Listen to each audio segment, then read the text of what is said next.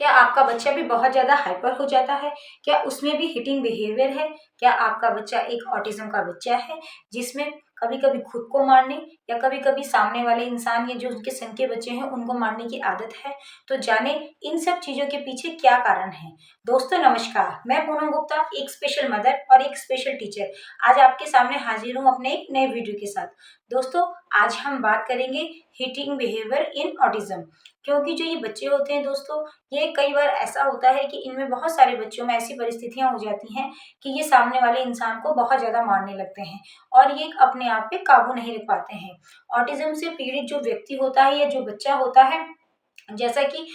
उसके व्यवहार में अधिकतर देखा गया है कि उनमें जो होता है पुअर कम्युनिकेशन होता है, वो आपस में बात नहीं कर पाते हैं, उनमें बहुत सारे सेंसरी इश्यू होते हैं और कई बार उनमें इमोशनल प्रॉब्लम्स भी होती हैं। ये बच्चे जानबूझकर कभी भी किसी को मारते नहीं हैं, लेकिन इनका जो बिहेवियर ऐसा होता है कि जिसकी वजह से इनमें बहुत ज़्यादा गुस्सा आने लगता है और इनको खुद को ही नहीं पता चलता है कि ये खुद को मार रहे हैं या सामने वाले इंसान को मार रहे हैं। और कभी-कभी ऐसा होता है कि जब इनकी ज़रूरतें पूरी नहीं होती हैं और किसी भी काम में वक़्त लग रहा है और ये चाह रहे हैं कि उस चीज़ को तुरंत पूरा किया जाए। जैसे कि यदि इनको भूख लग रही है और इनको खाना नहीं मिल पा रहा है या कभी-कभी इन्हें कोई ऐसी चीज़ चाहिए जो इन्हें बहुत ज़्यादा पसंद है और इनको वो चीज़ मिल ही नहीं पा रही है, तो ये उस समय बहुत ज़्यादा हाइपर होने लगते हैं और इनके अंदर हिटिंग बिहेवियर आने लगता है और ये सीधा तुरंत अटैक करते हैं, या तो खुद को मारते हैं या फिर सामने वाले इंसान को मारते हैं। और गुस्सा इनमें इतना ज़्यादा होता है कि उसको शांत करने में थोड़ा समय लगता है, क्योंकि जब इनके माइंड में एक बार बहुत ज़्यादा गुस्से की वो पैदा हो जाती है, तो ये अपने आप को रोक नहीं पाते हैं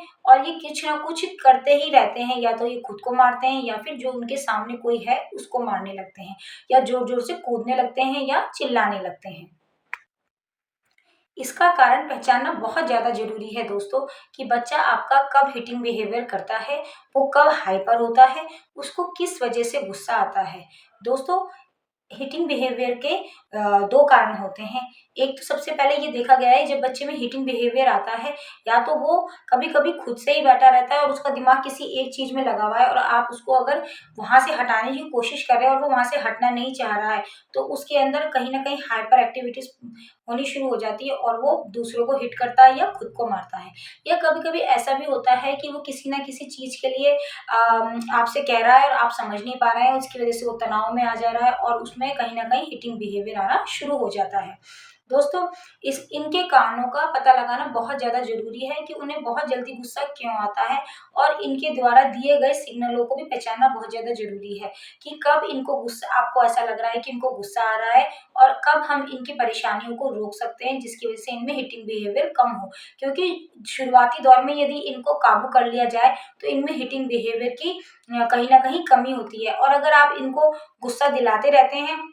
तो इनका हिटिंग बिहेवियर और ज़्यादा चालू हो जाता है। ये कभी खुद को काटते हैं या मारते हैं या कभी-कभी सामने वाले इंसान पे भी बहुत जल्दी अटैक करते हैं। बहुत सारे स्कूलों में ऐसी भी परेशानियाँ हो जाती हैं कि बच्चा जब वहाँ पढ़ने जा रहा है, तो उस संघ के बच्चों को हो सकता है कि वो पढ़ने में ठीक है और वो शायद नॉर्मल स्कूल में पढ़ भी पा रहा है, लेकिन वो अपनी इन हिटिंग बिहेवियर वाली जो उनकी आदतें होती हैं, वो अपने संग के बच्चों को या टीचर्स पे कभी-कभी मारने का काम शुरू कर देते हैं, कि उनको बहुत तेज़ मार रहे हैं। उनको खुद को ही नहीं पता चल पा रहा है कि हम अपने संग के बच्चों को मार रहे हैं, तो उनको कहाँ पर लग रही है। तो इसकी वजह से स्कूलों में भी बहुत ज़्यादा परेशानी हो जाती है। दोस्तों, क्यों होता है हिटिंग बिहेवियर? बच्चों का ना बोलना सबसे बड़ी परेशानी। ऑटिज़्म के बच्चों में बहुत सारे केस ऐसे होते हैं कि बच्चा बिल्कुल नहीं बोल पाता है। किसी-किसी केस में बच्चा थोड़ा बोल पाता है, कहीं-कहीं पे बच्चा पूरा बोल पाते हैं। जब उनका कम्युनिकेशन नहीं हो पाता है और वो अपनी बात को आपको नहीं समझा पाते हैं, तो उनमें हिटिंग बिहेवियर की जो है शुरुआत हो जाती है। क्योंकि जब वो अपनी बात को 1 बार कह रहा है, 2 बार कह रहा है और आप उसकी बात को समझ ही नहीं पा रहे हैं, तो ऐसे में ऐसी स्थिति पैदा होती है कि बच्चे के मानसिक संतुलन हिलने लगता है, उसे गुस्सा आने लगता है कि मैं अपनी बात को कह रहा हूँ और ये लोग समझ नहीं रहे हैं, और उनका जो है दूसरों को मारना या खुद को मारना, ये सब चीज़ें शुरू हो जाती हैं। तेज़ आवाज़ या रोशनी की वजह से भी कभी-कभी बच्चा बहुत हाइपर होता है और इसकी वजह से भी बच्चे में हिटिंग बिहेवियर शुरू हो जाता है। और फ्रस्ट्रेशन, कभी-कभी बच्चा किसी काम को करना चाह रहा है या कहीं जाना चाह रहा है या कुछ और चीज़ करना चाह रहा है, लेकिन क्या हो रहा है कि वो उस चीज़ को नहीं कर पा रहा है। उसमें इतना ज़्यादा फ्रस्ट्रेशन आने लगता है कि उसकी किसी इच्छा की पूर्ति नहीं हो पा रही है और हम भी समझ नहीं पा रहे हैं कि उसको क्या चाहिए। तो ऐसी स्थिति में बच्चे में कहीं ना कहीं हिटिंग बिहेवियर शुरू हो जाता है। और दोस्तों जब ये एक बार शुरू होता है तो इसको रोक पाना बहुत ज़्यादा मुश्किल होता है। तो जितना भी हो सके तो हम जल्द ही इसको रोकने की कोशिश करें। अगर आपको लग रहा है कि आपका बच्चे में हिटिंग बिहेवियर शुरू हो गया है तो बहुत जल्दी इस पे काम करना बहुत ज़्यादा ज़रूरी होता है। कभी कभी ये बच्चे ध्यान आकर्षित करने के लिए भी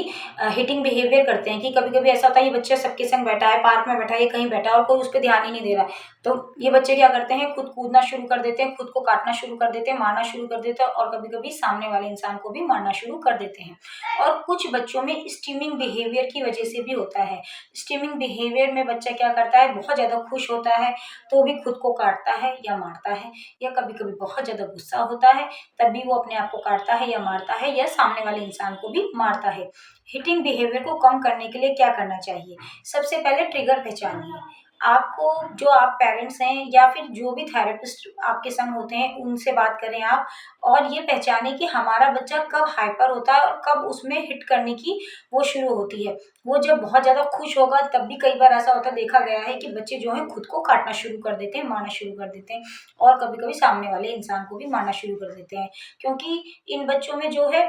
कहीं न कहीं सेंसरी इश्यूज़ भी होते हैं और इसकी वजह से जो बच्चा है वो अपने आप को काटने लगता है, मारने लगता है और वो सामने वाले इंसान को भी मारने लगता है। बच्चे से बात करें, यदि आप उस बच्चे की बात को समझ पा रहे हैं कि वो बच्चा क्या कहना चाहता है, उसकी क्या परेशानी है, उसको क्या चीज़ चाहिए, तो आप तुरंत उस बच्चे को वहीं पर रोकें और उसको उसकी ज़रूरत को पूरे करने की कोशिश करें यदि वो जेन्युइन है। अगर वो जेन्युइन नहीं है तो आप उसको समझाएँ, उससे बात करें, क्योंकि जब उनकी ज़रूरतें पूरी नहीं होती हैं तो वो हाइपर होने लगते हैं और हाइपर होने के तुरंत बाद उनके अंदर हिटिंग बिहेवियर शुरू हो जाता है। दोस्तों हर बच्चा अपने में अलग होता है और ऑटिस्टिक बच्चे तो हर बच्चे में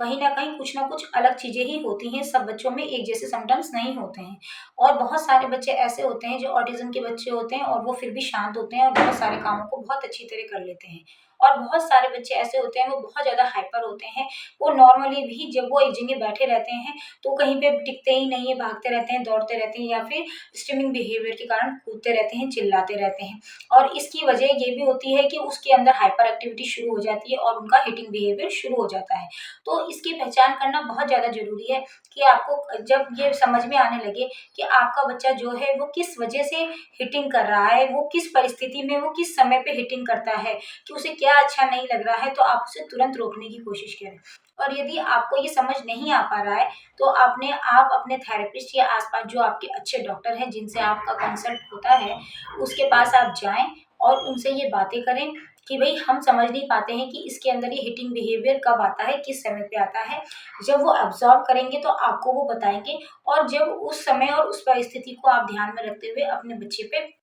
काम करें, कोशिश करें कि जब वो बच्चा ज़्यादा गुस्सा होने लगता है तुरंत उसके गुस्से को रोका जाए। ता जिससे जब वो उसके गुस्से को तुरंत बदला जाएगा, उसे किसी और काम में लगाया जाएगा, उसके माइंड को कहीं चेंज करने की कोशिश की जाएगी, तो उसमें कहीं न कहीं जो है हाइपर एक्टिविटीज़ कम होगी और उसका जो हिटिंग बिहेवियर है वो कम होगा या बंद होने लगेगा। धीमे-धीमे आपको भी समझ में आने लगेगा कि ये बच्चा किस समय हाइपर होता है और आप उसकी उस एक्टिविटीज़ को रोक सकेंगे। और यदि आप नहीं समझ पा रहे हैं कि आपके बच्चे की समस्या का समाधान क्या है, तो आप किसी अच्छे स्कूल में या जहाँ पर भी स्पेशल एजुकेटर होते हैं, आप अपने बच्चे से वहाँ पर ले जाएँ अपने बच्चे को और वहाँ पर क्योंकि उनके पास वो 4-5 घंटा रहेगा वो बच्चा, तो वो जो टीचर्स होते हैं, वो इस चीज़ को एब्ज़ॉर्ब कर पाते हैं कि आपके बच्चे को कब गुस्सा आता है, वो किन परिस्थितियों में बहुत जल्दी हिटिंग बिहेवियर को लाता है, बहुत जल्दी लोगों को मारने लगता है, क्योंकि इसके लिए ऑब्जर्वेशन होना भी बहुत ज़्यादा ज़रूरी है। ये ध्यान में रखना बहुत ज़्यादा ज़रूरी है कि बच्चे को गुस्सा किस समय आ रहा है। अगर वो ज़रूरी तो नहीं है कि आधे घंटे जब हम थेरेपिस्ट के पास बैठे हैं तो बच्चा तभी गुस्सा करेगा, लेकिन एक लंबा जो पीरियड होता है, एक जो लॉन्ग पीरियड होता है, उसके अंदर हो सकता है बच्चे को गुस्सा भी बहुत जल्दी आ जाता है। तो उस चीज़ को ध्यान में रखना बहुत ज़्यादा ज़रूरी है और किसी अच्छे थेरेपिस्ट, अच्छे टीचर के पास इस चीज़ के लिए काम करना बहुत ज़्यादा ज़रूरी है। बच्चे के इस व्यवहार को शुरुआत में ही रोकना बहुत ज़्यादा ज़रूरी होता है, क्योंकि यदि इन बच्चों को शुरुआत में नहीं रोका गया तो वो बाद में बहुत ज़्यादा हाइपर होते हैं और उनको ये ही नहीं पता चलता कि हम किसी छोटे बच्चे को मार रहे हैं, किसी बड़े आदमी को मार रहे हैं या किसी और को मार रहे हैं और इसकी वजह से उनकी स्थिति गंभीर होती चली जाती है। दोस्तों, आप अपने बच्चों को मारें नहीं, लेकिन प्रभावपूर्ण ढंग से डाँटें कि नो तो नो, और उसकी आँखों में आँखें डाल के उससे इस बात के बारे में बात करें कि नहीं, जिससे उसे ये समझ में आए कि अगर मेरे पेरेंट्स किसी चीज़ के लिए मुझे मना कर रहे हैं, तो क्यों मना कर रहे हैं। क्योंकि अगर आप उसको हर बात के लिए मना करेंगे, तो भी उसे उस बात का कोई फ़र्क ही नहीं पड़ेगा, कोई अर्थ ही नहीं समझ में आएगा। किसी जिस भी चीज़ के लिए आप मना करें, प्रभावपूर्ण ढंग से मना करें, जिससे वो ये समझ पाए कि मैंने कुछ किया है जिसकी वजह से मेरे घरवाले जो हैं, मेरे माता-पिता हैं, मुझे मना कर रहे हैं और मैंने कुछ गलत काम किया है। तो दोस्तों, उन पे इस चीज़ का प्रभाव होना बहुत ज़्यादा ज़रूरी है कि यदि आप ना कर रहे हैं तो उसका मतलब क्या है? यदि बच्चा हिट कर रहा है तो उसको तुरंत प्रभावपूर्ण ढंग से नो तो नो, कि ऐसा नहीं करना है, हाथ तुरंत नीचे करो, आप अपने दोनों हाथों को नीचे करो, ऐसा कहेंगे तो वो 1-2 बार में आपकी बातों को समझेगा और कहीं न कहीं वो धीमे-धीमे शांत होने लगेगा। यदि आप उसको कुछ नहीं बोलेंगे तो वो और ज़्यादा हाइपर होता जाएगा और उसको ये समझ ही नहीं आएगा कि मैं ऐसा कर रहा हूँ तो क्यों कर रहा हूँ, क्योंकि उसको ये समझ ही नहीं आ रहा मैं क्यों कर रहा हूँ। उसे तो बस गुस्सा आ रहा है, वो उस गुस्से को रोक ही नहीं पा रहा है, और जब गुस्से को रोक नहीं पा रहा है तो वो किसी को भी मार रहा है और किसी भी कारण की वजह से मार रहा है, कुछ नहीं मालूम है। तो दोस्तों, अपने बच्चों के साथ आपको खुद को काम करना बहुत ज़्यादा ज़रूरी है। हो सके तो अपने बच्चों को